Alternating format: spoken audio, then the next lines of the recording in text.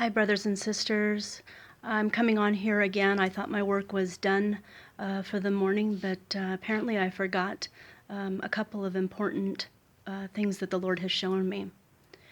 First of all, the first thing that I'm going to go over, I was on here earlier, by the way. Today is December 1st, 2016. The first thing that I forgot was about a couple nights ago, I had a dream. I had a dream that the Lord had shown me that we were in the town that we live in right now, and that a UFO had nosedived in our community. But what I got from it was what I understood during this brief dream is that when this UFO, as it was descending, it's like it came to me in slow motion so that I could digest and retain what the Lord was showing me. He had it to where it was focused on the UFO itself. It was a diamond shape. It had a green nose on it, if you can imagine. And that was the beak that plunged into the ground. As it nosedived and it hit, that's almost like when it went in slow motion. And what I seen was when it hit, the ground rippled before me, before my husband and I. We were in this restaurant, and the scenery changed. It was odd. It changed from two scenes that we were actually viewing this dream, this UFO crashing.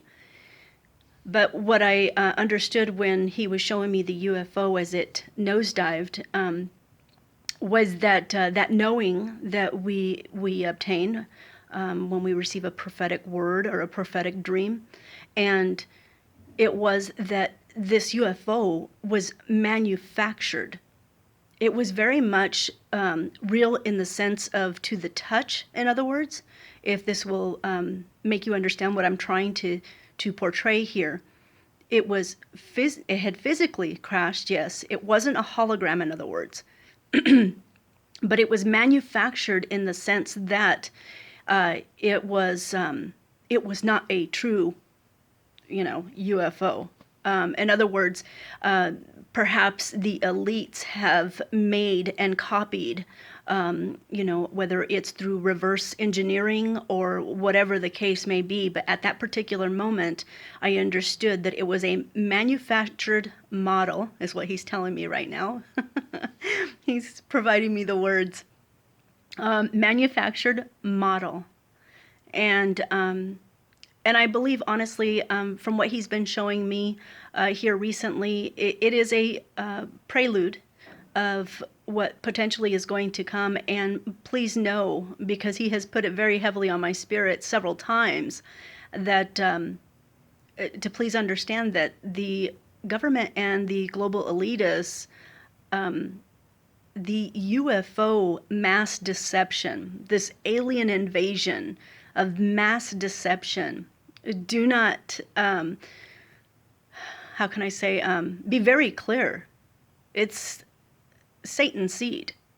Aliens are real, but they're Satan's seed. That is the enemy, the global elitist who bow down to him and give him glory any chance they get. But that is their trump card. Those are the words that the Lord has given me various times. The UFO alien invasion deception is to instill fear beyond the comprehensible, as if 9/11 was not enough.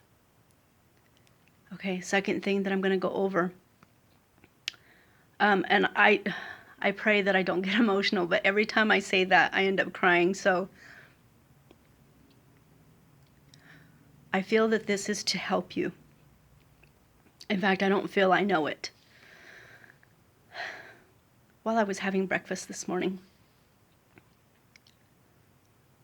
the Lord put it very heavily on my spirit about my professional life, in my career, through the years. And he reminded me, he took me to a place when I was a little girl.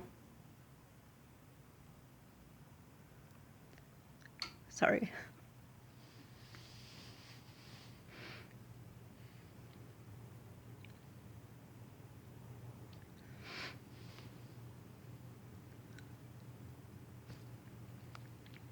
the moment was very nostalgic because he was reminding me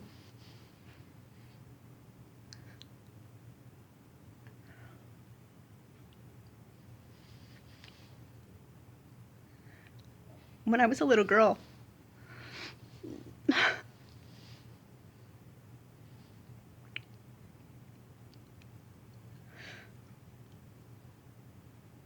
I used to want to be a nurse, and I wanted to be a reporter. I wanted to be a news anchor. And it made so much sense to me when he was having me. It was like he was sitting next to me having breakfast in this diner. And he put it so heavily on my heart. He was explaining to me why I was having these feelings and why I was feeling all of these emotions. It was like a rush of emotions. And I want you to pay attention to this because this isn't just for me. This is for you. This is for the viewers, for his children.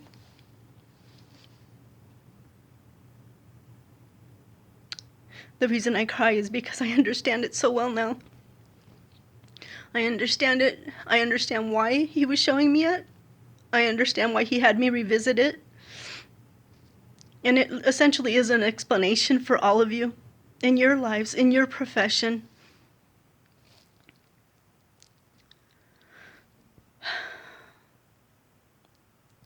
These professions, excuse me, I'm trying to really compose myself. These two professions that I had dreamt of doing, and there's a reason why. The first one, excuse me, as a child I would envision myself. I would do a mock skit where I took the microphone away from the reporter because I didn't feel that they were telling the truth, that they weren't being honest. So I would pretend to take the mic away, and I always said, I'm going to be an honest to God reporter, and I meant it. I meant every word of what I just spoke. I wanted to bring out the truth. I didn't, because I knew all along that there would be major deceit, not even knowing half of what I know today. I wanted the truth to be exposed for his children. My desire to be a nurse seems to parallel my current position as a maidservant for the Lord, nursing his children who perhaps at one time or another have flatlined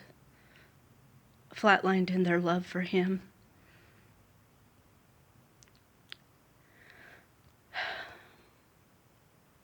Only to revive them or be a part of assisting to revive them and restore their little hearts for him.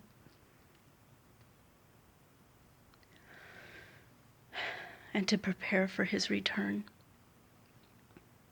He's just amazing. When I cry on these videos, trust me, I don't care. I don't care what people think. But I cry because I can feel him. I can feel him speak these words through me. As I sat at this diner, he reminded me of this. He reminded me of once upon a time my innocence. I guess he wants me to reassure you that if you're watching this and you've questioned, why have, whatever your profession might be, why did I get into this, how did I stumble upon this? How was this job positioned for me just precisely? Just perfectly, I just happened to stumble into this profession. Review your career and know that God has his hand in everything in your life. Everything. Sometimes it's lessons, sometimes it's blessings, sometimes it's both. That's what he wanted me to come back on and share with you. And please understand, when I cry, it's not because I'm not happy to serve the Lord. It is unexplainable, the feeling. Literally, I can't put it in words, as many of us watchmen and maid service cannot. There are no words that can be spoken to explain how very present he literally, I feel him sitting on my heart to voice this, because I know he knows, not me, he knows that when I declare this, when I speak this, and you're watching this, you're going to understand. You're going to understand why it was you were placed at that perfect and opportune time in your life. Whether it was meeting your future spouse, whether it was your future job, there's a reason for everything, guys. I love you. Please stay encouraged. I love you. Don't get mad at me because I cry. Have a good day.